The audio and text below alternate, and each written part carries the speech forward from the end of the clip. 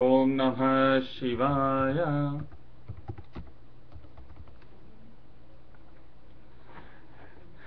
ఇంతకుముందు వీడియోలో మనం గుణనిధి కథ, యజ్ఞదత్తుడికి గుణనిధి అనే కుమారుడు పుట్టి దాని తర్వాత ఆ యొక్క జన్మలో పాపాలు చేసి చివరి క్షణంలో ఆ పుణ్యం చేసి తర్వాత ఆ సూక్ష్మదేహాన్ని శివలోకం వెళ్ళి దాని తర్వాత మళ్ళీ దమనుడిగా పుట్టి ఆ తర్వాత మరల వైశ్రవణుడిగా పుట్టి కుబేరునిగా ఎలా మాట్లాడు అలా తపస్సు చేయడం వల్ల శివపార్వతులకు కైలాసానికి ఎలా వచ్చారు అనేది తెలుసుకున్నాం.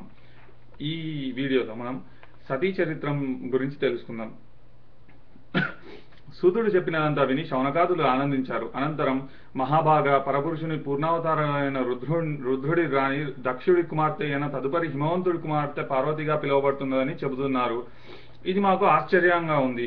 ఒకే స్త్రీ ఇద్దరికి కూతురు ఎలా అవుతుంది? ఇందులోని రహస్య గాథను వినిపించి మమ్మల్ని చరితార్థుల చేయి అని కోరగా సూతుడు తొలుతగా ఇక్కడ ఒక పద్యం ఉందమ్మా, ఉంది, చదువుతున్నాను. ఏమైనా తప్పులుంటే క్షమించండి. మధ్య నీవే తండ్రివి నేను పుత్రుడనయ్యా నిన్ను సేవించదన్, నీవే రాజువు నేనే సత్కవిని తండ్రి నిన్ను వర్ణించదన్, నీవే దైవము నేనే భక్తుడను తండ్రి నిన్ను ప్రార్థించదన్, నా వైదుష్యము నీవే జూడు కృపా సంధివాంచ విశ్వేశ్వర అని ఆ సర్వేశ్వరుని ప్రార్థించుకొని ఇలా ప్రవచింపసాగాడు. సంధ్యామన్మధుల ఆవిర్భావం అనేది ముందుగా చెప్తున్నాడు ఇక్కడ బ్రహ్మ నారదుల వారితో. వినండి, క్షమించాలి, సూతుడు శౌనకాదులతో. వినండి, ఏ చరిత్ర వినడం వల్ల జన్మాంతర జాఢ్యాలు నశించిపోతాయో, ఏ కథాశ్రవణం వల్ల కళ్యాణ పరంపరలు వర్ధిల్లగలమో ఆ దివ్యగాథను వినిపిస్తున్నాను వినండి. ఒకనాడు ఒక బ్రహ్మదేవుడు తన మానసపుత్రులైన దక్షమరిత్యాదులందరితోటి కొలుతూరి ఉండగా ఆయన హృదయంలోంచి నవయువనవయో విలాసి అయిన ఒక కన్య ఆవిర్భవించింది. ఆ పిల్లను చూసి అంతా ఆశ్చర్యపోసాగారు. అదే సమయంలో వేరొక నవయువకుడు కూడా ఆవిర్భవించాడు. స్త్రీల కన్నా సమ్మోహనాకారంగాను అత్యంత దర్పంగాను ఉన్న ఆ యువకుడు చెరుగడ్డతో చేసిన విల్లును, ఆయుధంటే 5 పుష్ప విశేషాలను బాణాలుగా ధరించి ఉన్నాడు. పుట్టడమే బ్రహ్మకు నమస్కరించాడు. ఆ యువకుడు తనకొక ఊరు, పేరు, ఉద్యోగము ఇప్పించవలసిందిగా కోరాడు. ఆ యువకుడిని చూస్తుంటే ఎవరికి నోరు మెదలడం లేదు. అంతకు ముందెప్పుడు తెలియని ఏదో చిత్రమైన వికారానికి లోనైపోసాగారు. ముందుగా బ్రహ్మ కోలుకున్నాడు. చూడగానే మొహం పుట్టిస్తున్నావు నువ్వు, కాబట్టి అదే పని మీదుండు. నీ పూలబాణాలతో సర్వప్రాణకోటిని సమ్మోహింపచెయ్యి. స్త్రీ పురుషులలో కామనాలు రేపి సృష్టికి దోహదం చెయ్యి. ప్రాణకోటి అంతటా రహస్యంగా నువ్వు నీ బాణాలకు తిరుగులేదు. ఏ లోకంలోనైనా ఎటువంటి మాలోకాన్నైనా కామంలో ముంచేస్తావు. నీ బాణాలు అంతెందుకు, నీ బాణాల దాటికి త్రిమూర్తులమైన మేము కూడా చెల్లించక తప్పదు అని చెప్పాడు. అనంతరం మరీచ్యాదులందరూ కలిసి పుడుతూనే మనోవైకల్యాలు కలిగించిన వాడవడం చేత మన్మధుడు అని కామోద్దీపకుడు కనుక కాముడు అని అత్యధికమైన దర్పంతో విరాజిల్లుతున్నాడు గనక కందర్పుడు అని ఇలా ఆ యువకుడికి నామకరణాలు చేశాడు బ్రహ్మ. అంటే ఇక్కడ మనకి మన్మధుడు అనేవాడు ఎలా పుట్టాడు, ఆ పేరు ఎలా వచ్చింది, ఆయన ఈ యొక్క కామం రేపడం ఎలా మొదలైంది అనేది తెలుసుకుందాం. ఇక తనకు ఒక పని నిర్దేశించబడగానే దానిని అక్కడే ఆరంభించదలుచుకున్నాడు ఆ మన్మధుడు. తక్షణమే ఆ సభలో తన పూలబాణాలను ప్రయోగించాడు. కంపరమెత్తిపోయారు కంజాసనధలు. ఎవరికి ఏమీ పాలుపోకుండా అయిపోయింది. ఊహకు అందనంత మోహంతో తలమునకలైపోయారు. అంతమంది పురుషుల నడుమ ఉన్న ఒకే ఒక్క స్త్రీ మన్మధుడి కన్నా ఒక్క అడుగు ముందు పుట్టిన బ్రహ్మమానస పుత్రి. ఆమె హృదయం కూడా చలించింది. మరీచి మొదలైన అందరు చూపులు ఆ పిల్ల మీదే ఉన్నాయి. చివరకు బ్రహ్మదేవుడు కూడా ఆ యువతి మీద భ్రమపడిపోసాగాడు. అది గమనించాడు ధర్మదేవత. తక్షణమే తరుణేందు శేఖరుణ్ణి తలంచాడు. విధాత సభలో లీలా దర్శనమిచ్చాడు. విషమాంబకుడు బ్రహ్మాదుల్ని మందలించాడు. శృతి మించిన కామంతో కూతుర్నే కోరుకోవడం శృతి విరుద్ధం అని చెప్పాడు. అలాగే బ్రహ్మమానస పుత్రుడు తమ చెల్లెల్ని చేరాలనుకోవడం చేరాని పని అని చెప్పాడు. వారిలో కామోపసంహరణ గావించి తను అదృశ్యమైపోయాడు ఆ శివుడు. అప్పటికే కలిగిన కామ వికారం వల్ల చతుర్ముఖుడి శరీరం అంతా చెమటలు పట్టేశాయి. ఆ చెమట నుంచే అగ్నోష్టములైన 64,000 పితృగణాలు, 86,000 మంది బర్హిషదులు అనే పితృగణాలు ఆవిర్భవించడం జరిగింది. క్రతువు, వశిష్ఠుడు, పులస్త్యుడు, అంగీరసుడు అనే వారి బీజాలు ధూమగతాలైనందువల్ల సోమపులు, సుఖాలురు, ఆజ్యపులు, హవిష్మంతులు అనే పితృగణాలు ఆవిర్భవించాయి. పితృకార్యాలలో సమర్పించే కావ్యాలను వీరే భుజిస్తారు. అగ్ని వీరికి చేరుస్తాడు. బ్రహ్మ యొక్క త్రివధ్యాన్నంలోంచి పుట్టిన కారణంగా సంధ్య అనే సంజ్ఞతో కూడిన ఆ యువతి శివదర్శనంతో జ్ఞాని అయింది. కానీ ఆమెకు సంబంధం లేనప్పటికీ కూడా ఆమె మీద కామవికారం వల్లనే బ్రహ్మ నుండి బ్రహ్మ మానసపుత్రుల నుండి పితృగణాలు ఆవిర్భవించాయి గనక ఆమె పితృగణాలకి తల్లిగా చెప్పబడుతుంది. ఇంత జరిగి ఆ వికలతతో మన్మధుని క్షమించాలి. ఇంత జరిగిన తర్వాత బ్రహ్మ చిరాకు పడ్డాడు. శివుని చేత వచ్చినందుకు సిగ్గుపడ్డాడు. ఆ వికలతతో మన్మధుని శపించాడు. నలుగురికి చెప్పవలసిన వాడిని 4 ముఖాలున్న వాడిని నన్నే ముఖం ఎత్తుకోకుండా చేసేశావు. ఏ శివుడి చేత నాకు నీతులు చెప్పించావో ఆ శివుడు 3వ కంటికి మంటలో పడి మసైపో అని శపించాడు. అంటే ఇక్కడ మన్మధుడు శివుడి యొక్క 3వ కంటికి భస్మం అవ్వడానికి కాగల కారణాలు అనేవి ఇక్కడ మనం తెలుసుకుందాం. గజగజలాడిపోయాడు మదనుడు. నన్ను క్షమించు తండ్రి, నువ్వు నాకు ఇచ్చిన ఉద్యోగ ధర్మాన్ని నిర్వర్తించానే గాని తప్పు చేయలేదు. విధి నిర్వహణ ఇది అని పలు విధాలా ప్రాధేయపడ్డాడు. అతడి వేడుకోలతో బ్రహ్మ కొద్దిగా తేరుకున్నాడు. నిజమే, నీకు ఇచ్చిన ఉద్యోగ ధర్మమే నువ్వు చేశావు. కానీ కామం పుట్టించావంటే ఇలా వావివరసలు లేకుండా పుట్టించావని అర్థం కాదు. అయినా నిన్ననాల్సిన పని లేదు. కామమే కష్టమైంది. కామం కళ్ళకు కప్పాక వాయువర్సలు ఏం తెలుస్తాయి. అందుకే తల్లి, వదిన, తోడబుట్టినది, కూతురు వీళ్ళతో సంపర్కాన్ని ఆశించేవాడు అధోగతులకు పోతాడు. నీకు ఇచ్చిన వరం ఎంత బలమైందో ఇప్పుడు పెట్టిన శాపం కూడా అంతే బలమైంది. అందువల్ల నువ్వు శివనేత్రాగ్నులతో కాలిపోక తప్పదు. కాలిన సృష్టి జరగడానికి నువ్వే ప్రధాన కారణమైనందువల్ల ఆ శివానుగ్రహంతోనే నువ్వు పునర్జీవి అవుతావులే అన్నాడు. అదే 10,000 అనుకున్నాడు ఆ మన్మధుడు. అదే సమయంలో దక్షుడి చెమట నుంచి ఒక అనుపమాన మోహనాంగి ఆవిర్భవించింది. చూపర్లను వెర్రెక్కింప చేసే సోయగాలు పుట్టి ఆ పిల్లకి రతి అని పేరు పెట్టారు. రమణమూర్తి అయిన ఆ రతిని చూస్తూనే మన్మధుడంతటి వాడు మనసుని అదుపులో పెట్టుకోలేకపోయాడు. ఈ కామకారుడికి కాస్తంత పగ్గాలు వేసేందుకు ఆ పిల్లే సరైనదిగా తలచి రతిని అతనికిచ్చి పెళ్లి చేశారు. ఆడామొగ కలిసి ఆనందపడడానికి ఎన్ని పద్ధతులున్నాయో అన్ని పద్ధతుల్లోనూ ఆనందించసాగారు. వాళ్ళు అవి చాలవన్నట్లు కొత్త కొత్త పద్ధతులు కూడా ఆవిష్కరించసాగారు. అంటే ఇక్కడ మనకి మన్మధుడు ఎలా జనించాడు, దాని తర్వాత ఆ మన్మధుడు శివుని నేత్రాలకు ఎలా ఆహుతయి తర్వాత పునర్జీవిత అవుతాడు, దానికి కథ ఎలా మొదలైంది, ఆ తర్వాత పితృగణాలు ఎలా మొదలయ్యాయి, ఇక్కడ దక్షుడి యొక్క కుమార్తెను రతీదేవిని ఇక్కడ మన్మధుడికి ఇచ్చి ఎలా వివాహం చేశారనేది ఇక్కడ మనం తెలుసుకుందాం. ఇక సంచలనాత్మకమైన సంధ్యాదేవి తపస్సు వరములు అనేవి ఇక్కడ చూద్దాం. సరే, ఆ రతి మన్మధుల్ని అలా సుఖపడనిద్దాం. ఇక అక్కడ బ్రహ్మాదులకు బుద్ధి గరవడం కోసం లీలా దర్శనం ఇచ్చిన శివ స్ఫురణతో సంధ్య జ్ఞాని అయింది కదా. ఆమె పశ్చాత్తాపడింది. పుట్టగానే తండ్రిని తోబుట్టులను కూడా కామ విషయాలను చేశాను కదా అని బాధపడి ఆ పాప పరిహారార్థమై తపస్సు చేసుకునేందుకు గాను చంద్రభాగ పర్వతానికి చేరుకుంది. కాముడి కళ్యాణం హడావిడిలో నుండి తేరుకున్న తర్వాత బ్రహ్మదేవుడు సంధ్య గురించి యోచించాడు. ఆమె నిశ్చయం తెలుసుకున్నాడు. వశిష్ఠుని పిలిచి, నాయన, ఆ అమ్మాయికి తపో విధానం తెలియదు కాబట్టి నువ్వు మరేదైనా రూపంలో వెళ్ళి ఆమెకు ఆ విధానాన్ని బోధించిరా అని ఆజ్ఞాపించాడు. వశిష్ఠుడు బ్రహ్మచారిగా మారి చంద్రభాగ పర్వతం పైన ఉన్న సంధ్య వద్దకు వెళ్ళాడు. ఆమెకు తపో విధానాలన్నీ బోధించాడు. ఓం నమః శంకరాయ అని చెప్పి చక్కబోయాడు.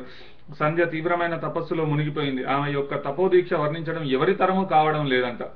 ఇక అలా ఆమె ఆ తపస్సులో ఉన్న కాలంలోనే దక్షుడికి అశ్వనీ భరణ్యాది 27 ఆడపిల్లలు పుట్టారు.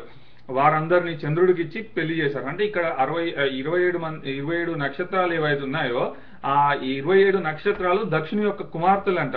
వారిని చంద్రుడికిచ్చి కట్టబెట్టారంట. వారందరినీ చంద్రుడికిచ్చి పెళ్లి చేశాడు దక్షుడు. అందరూ తన భార్యలైనా చంద్రుడు మాత్రం ఎందుకేమో మరి వారిలో రోహిణి పట్లనే విపరీతమైన ప్రేమతో ఉండేవాడు. తక్కిన 26 భార్యలకు ఇది ఇబ్బంది అయింది. వాళ్ళంతా కలిసి వెళ్లి తమ తండ్రి అయిన దక్షుడిని విన్నవించుకున్నారు. దక్షుడు అల్లుడైన అమృతాంశుడిని పిలిచి మందలించాడు. అయినా చంద్రుడి ధోరణిలో మార్పు రాలేదు. అందుకు ఆగ్రహించిన దక్షుడు చంద్రుడిని క్షయగ్రస్తుడు కమ్మని శపించాడు. చంద్రుడు బ్రహ్మాదుల్ని ఆశ్రయించాడు. అందరూ కలిసి వచ్చి మహాతపస్వి అయిన సంధ్యను ప్రాధేయపడ్డారు. కానీ ఆమె ధ్యాన సమాధిలో ఉండడం వల్ల వీళ్ళు మురళిని ఆమెకు వినబడలేదు. ఆమె చలించలేదు. అప్పుడు మార్గాంతరంగా బ్రహ్మదేవులు చంద్రభాగ నదిని సృష్టించి చంద్రుడిని పవిత్రం చేసేందుకు ఇతర ప్రయత్నాలు చేయడం జరిగింది. ఇదంతా ఎందుకు చెప్తున్నానంటే ఆ సంధ్యాదేవి యొక్క తపోదీక్ష ఎంత గాఢమైనదో చెప్పడానికి అన్నమాట అని చెప్పి సూతుడు శౌనకాదులతో చెప్పసాగారన్నట్టు. ఇక 1 2 4 యుగాలు తపస్సు చేసింది ఆమె. కరుణించాడా కపర్ది కదలి వచ్చి ఆమె కన్నులెదుట తోచాడు. వరం కోరుకోమన్నాడు ఆ సదాశివుడు. హే జగన్నాథ, శివ, శంకర, నేను పుడుతూనే కామకురాలయ్యాను, ఇతరులను కామకులుగా మార్చాను, ఆ పాప పరిహారార్థమే తప్పించాను, ప్రసన్నుడయ్యా నువ్వు. అదే 10,000 నా పాపం నశించినట్లయితే నేను కోరే 3 వరాలు అనుగ్రహించు అని చెప్పి, మొదటిది, ఇక నుండి ఏ ప్రాణి గాని పుట్టుకతోనే కామానుభూతి పొందడానికి వీల్లేదు. 2, సృష్టిలోని సాధ్వీమానులలో నాకు అగ్రతాంబూలం దక్కాలి. 3, నా భర్త తప్ప మరే పురుషుడు నన్ను వక్ర దృష్టితో చూసినా తక్షణమే వాడు నపుంసకుడైపోవాలి అని చెప్పి ఈ 3 వరాలు అనుగ్రహించమని కోరిందంట సంధ్యాదేవి. అప్పుడు ఆ శివుడు నవ్వాడు. అలాగే జరుగుతుంది అని. ఇక నుంచి ప్రాణకోటి బాల్య, కౌమార, యౌవన, వృద్ధాప్యాలనే 4 దశలను అనుభవిస్తుంది. వాటిలో బాల్య కౌమారాలు దాటితే గాని పురుషులకు కామోద్దీపనం తెలియకుండా ఉండే విధంగా శాసిస్తున్నాను. అలాగే యవనవతులైతేనే తప్ప స్త్రీలకి అసలు ఆ అవకాశమే ఉండకుండా అనుగ్రహిస్తున్నాను. సాధ్వీమానులందరికీ ఆదర్శప్రాయమయ్యే వరాన్ని ఇస్తున్నాను నీకు. నీ 3వ కోరిక రీత్యా నీ భర్త తప్ప మరే పురుషుడు నిన్ను కామదృష్టితో చూసినా వాడు తక్షణమే నపుంసకుడైపోతాడు. ఈ నీ కోరికలు సఫలం చేసుకోవడానికి ప్రయత్నించు. ఇక్కడ చంద్రభాగ నదీ తీరంలో మేధాతిథి అనే ముని జ్యోతిష్టమం అనే యజ్ఞం చేస్తున్నాడు. నువ్వు అదృశ్య రూపినివై వెళ్ళి ఆ యాగ కుండంలో ఆత్మార్పణ గావించుకో, త్వరపడు అని ఆదేశించి అంతర్రహితుడయ్యాడు ఆ భౌడు. అంటే ఇక్కడ ఆ యొక్క సంధ్యాదేవి తపస్సుకి ఆ శివుడు ప్రత్యక్షమై ఆమె కోరిన 3 వరాలను ఎలా ఇచ్చాడు అనేది ఇక్కడ తెలుసుకున్నాం. ఇప్పుడు అరుంధతి చరిత్ర అనేది తెలుసుకున్నాం. అంటే ఇక్కడ మనకి ఆ శివుడు ఇక్కడ వెళ్ళి ఆ యొక్క యజ్ఞంలో పవిత్రురాలు కావని చెప్పి చెప్పడంతో అక్కడికి సమాప్తమై దాని తర్వాతగా అరుంధతి చరిత్ర అనేది తెలుసుకుందాం. క్షణం ఆలస్యం చేయకుండా బయలుదేరింది సంధ్య. శివాజ్ఞారీత్యా మేధాతిథి యజ్ఞగుండంలో పడి ఆత్మార్పణం చేసుకుంది. అదృశ్య రూపినిగా వెళ్లినందువల్ల ఆమె ఎవరికీ కనిపించలేదు.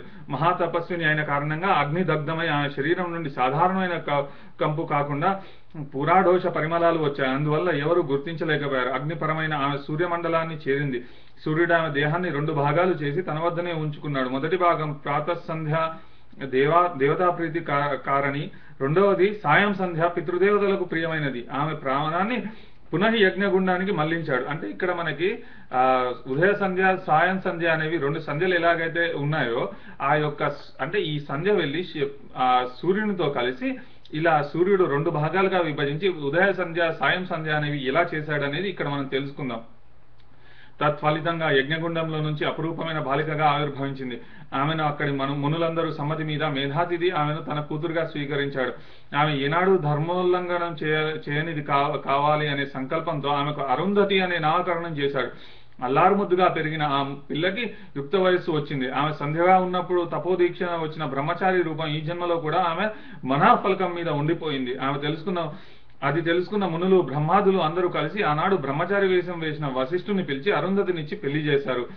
సాధ్వీమ తల్లులకు శిరోభూషణమైన ఆ అరుంధతి చరిత్ర ఇది ఆనాడు అని ఆపాడు సూతుడు. అంటే ఇక్కడ మనకి పెళ్లి కాగానే అరుంధతి నక్షత్రాన్ని ఎందుకు చూపిస్తారు, ఇక్కడ ఆమె వశిష్ఠుని ఎలా పెళ్లి చేసుకున్నది అనేది ఇక్కడ తెలుసుకుందాం. ఇప్పుడు మన్మధుడు శివుడిపై దండెత్తి పరాభూతుడగుట అనేది తెలుసుకుందాం. అరుంధతి చరిత్రం విన్న మునిగణాలలో కలకలం బయలుదేరింది. పదే సంధ్యాదేవిని ఆమె తప పరిపక్వత పరిమాణ రూపమైన అరుంధతి మూర్తిని భావించుకున్నారు. పదే మనసుల్లోని నమస్కరించుకున్నారు. సంచలనాత్మకమైన సంధ్య ఆదరణీయ ఆనందదాయిని అయిన అరుంధతి వీర కథ శ్రవణ కంపనం తగ్గాక రతీదేవి కథను కొనసాగించమని కోరారు. అప్పుడు చెప్పసాగాడా సూత్రుడు. అంటే ఇక్కడ మనకి రతీదేవి కథ అసలు మొదలు కావడంతో ఇక్కడ మనకి ఈ అరుంధతి కథ చెప్పి దాని తర్వాత ఆ రతీదేవి కథను చెప్పమని కోరారంట ఆ శౌనకాదులు. చెప్పసాగాడు ఆ సూతుడు. మన్మధుడు పుట్టినప్పుడు జరిగిన తతంగం, శివుడు వచ్చి మందలించడం, తామంతా తెప్పరిల్లడం, అప్పట్లో అలా ఏదో అయిపోయినా తర్వాత ఆ విషయం గుర్తొచ్చినప్పుడల్లా గుండెలు కలుపుకోమనేది బ్రహ్మదేవుడికి.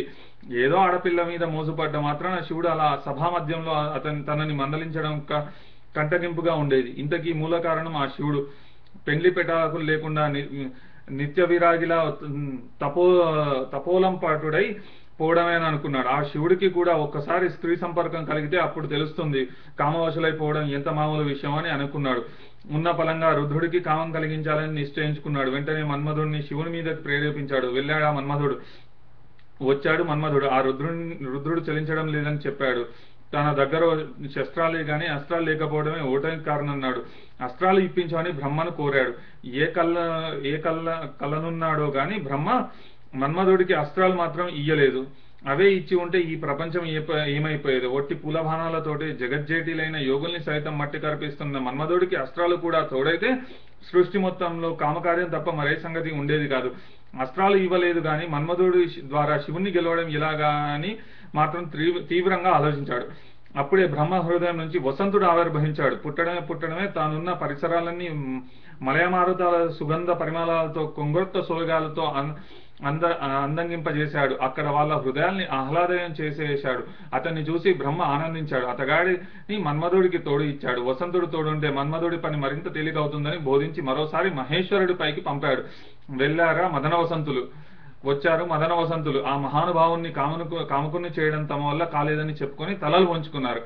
అంటే ఇక్కడ మనకి ముందుగా అసలు ఇక్కడ పరమేశ్వరుడికి ఈ యొక్క సతీదేవితో ఎలా వివాహం జరిగింది అంటే దానికి ముందు అసలు ఆయనకి కామం ఎలా రేపారు ముందు ఇక్కడ అనేది తెలుసుకున్నాం. కానీ ఇక్కడ తెలుసుకున్న దానిలో బ్రహ్మదేవుడికి అంటే ఆ శివుడు వచ్చి మందలించడంతో కోపంతో ఆ శివుడికి ఆ కామం అంటే ఏంటో తెలియజేయాలని చెప్పి అనుకుని మన్మధుడిని ప్రయోగించాడంట. ఆ మన్మధుడు వెళ్ళినా కూడా పని కాకపోవడంతో అస్త్రాలను ఇవ్వమన్నాడంట. కానీ ఆ అస్త్రాలని ఇస్తే ఇంకా ఈ సృష్టి కార్యం తప్ప ఇంకేది ఉండదని చెప్పేసి అప్పుడు ఆ బ్రహ్మదేవుడికి వసంతుడు అనేవాడు పుట్టాడంట. పుడుతూనే మొత్తం ఆ చుట్టుపక్కల మొత్తం కూడా సుగంధ పరిమళాలతో నింపేలా చేశాడంట. ఆ చేసిన తర్వాత బ్రహ్మదేవుడు అప్పుడు వారిద్దరిని కలిపి కూడా వెళ్ళి ఆ శివుడి మీద మహేశ్వరుని మీద ప్రయోగించమన్నాడంట. కానీ అది వారి వల్ల కావడం లేదు అని చెప్పి మరలా తిరిగి వచ్చారు. అప్పుడు వసంతుడితో కలిసి మన్మధుడు మరోసారి మరలా ప్రయత్నించాడంట. అదేమిటో ఇప్పుడు చూద్దాం. శివుడి స్థానుత్వానికి తన పన్నుగాడ నీరు కారిపోవడానికి విషను శరుడి వైఫల్యానికి వసంతుడు పనికి రాకపోయినందుకు ఉసురుమన్నాడా చతుర్ముఖుడు. అలా కాసేపు నిట్టూరుస్తూనే ఉండిపోయాడు. అదుగో ఆ నిట్టూర్పులోంచి జన్మించాయి కొన్ని ఘనాలు. పుట్టడమే మారాయ భేదాయ అని అరుస్తున్నారట. పటాహ కాహలాది వాద్యాలు మ్రోగిస్తున్నారు. వాళ్ళని చూసి దక్షాదులు మదన వసంతులు కూడా ఆశ్చర్యపోయారు. హే దాత, ఎవరు వీళ్ళు, ఎందుకు పనికి వస్తారు అని అడిగారు. నాయన జన్మిస్తూనే మారాయ అని అరుస్తున్నారు గనక వీళ్ళు మారగణాలు అని పేరు పెడుతున్నారు. వీళ్ళందరూ మన్మధుడి అనుచరులై ఉంటారు. కాముడి పను సులువు చేసి పెట్టేందుకు ఉపయుక్తులు అవుతారు అని చెప్పి కందర్ప ఈసారి వసంతుడితో పాటు ఈ మారగణాలని కూడా చేర్చుకొని ఆ చిచ్చుకనంటి వాడి సంగతి చూసి రావయ్యా అని ఆజ్ఞాపించాడు. తప్పో ఒప్పో తండ్రి చెప్పింది చేయడమే గాని ఎదురు చెప్పేవాడు కాదు. అంచేత మళ్ళా బయలుదేరాడా మదనుడు. తరలి వెళ్లారు మదన వసంతులు మారగణాలు. మరల వచ్చారు మదన వసంత మారగణాలు. ఇంకో ఇంత బలంతో వెళ్ళినా ఆ భర్గుణ్ణి మాత్రం మోహపరచలేము. పైగా సమాధి చాలించినప్పుడు విప్పుకున్న ఆయన కళ్ళు నిప్పుగుండాల్లా కనిపిస్తుంటే కాలి బూడిదైపోతామేమోనని భయం వేస్తుంది అని మనవి చేసుకున్నారు.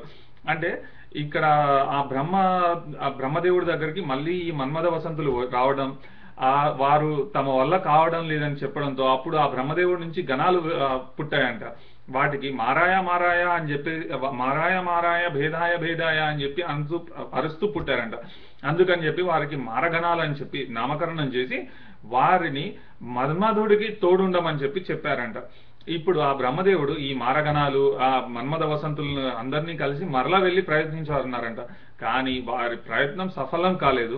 అప్పుడు బ్రహ్మ విష్ణుమూర్తిని సలహా అడిగాడంట. అదేమిటో ఇప్పుడు చూద్దాం. 4 తలకాయలు బాదుకున్నాడు. నలవనారాయణమూర్తి తండ్రి ఎంత కష్టం తెచ్చిపెట్టావా నాయన అనుకున్నాడు. అనుకోవడం తడువుగా ఆ శ్రీ మహావిష్ణువు కోసమై ప్రార్థనలు చేసాగాడు.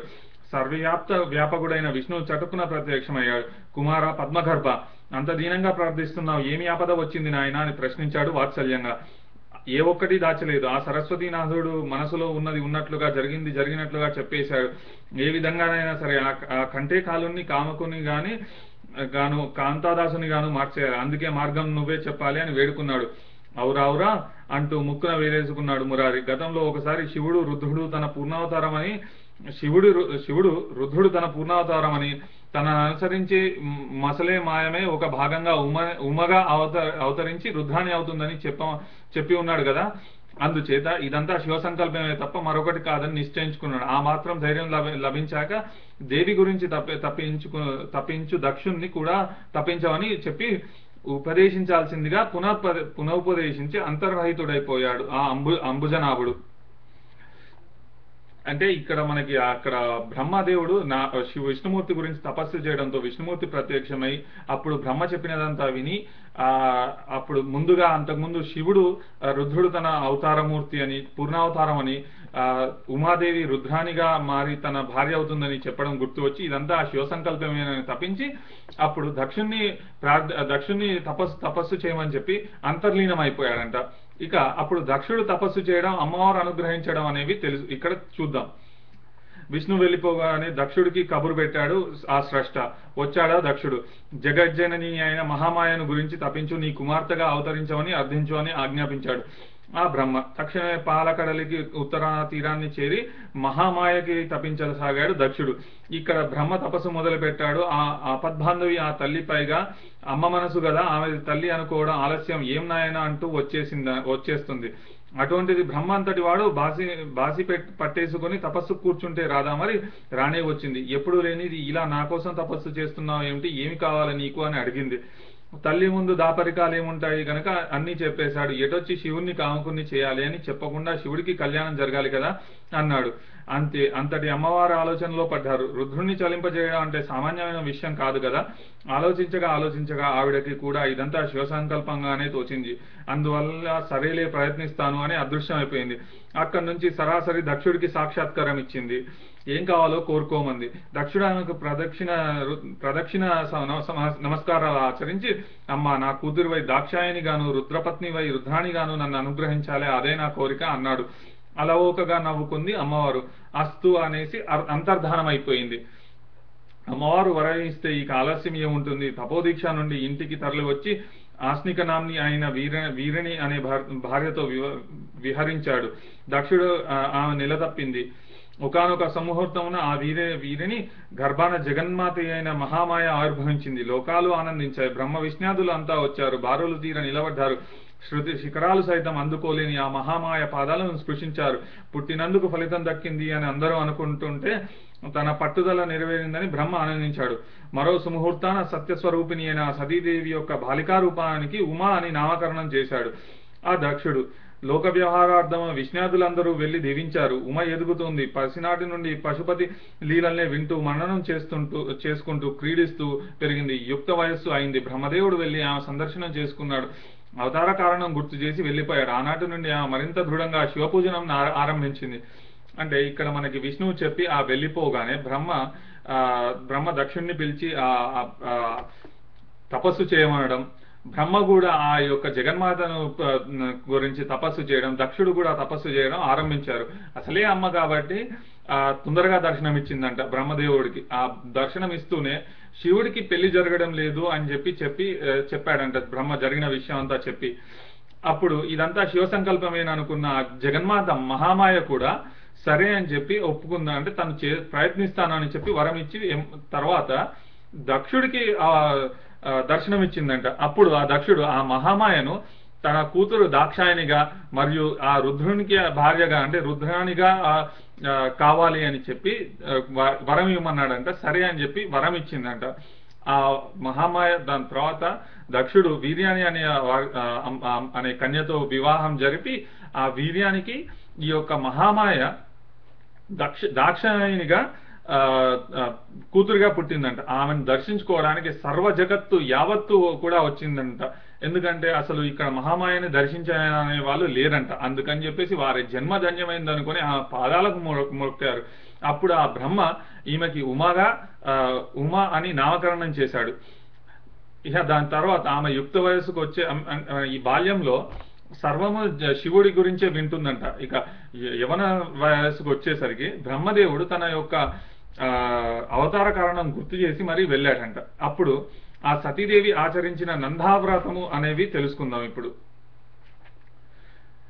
ఆశ్వయుజ మాసంలో నందాతిథి అయిన ప్రతిపదయందు శంకరుణ్ణి భక్తితో అర్చించింది.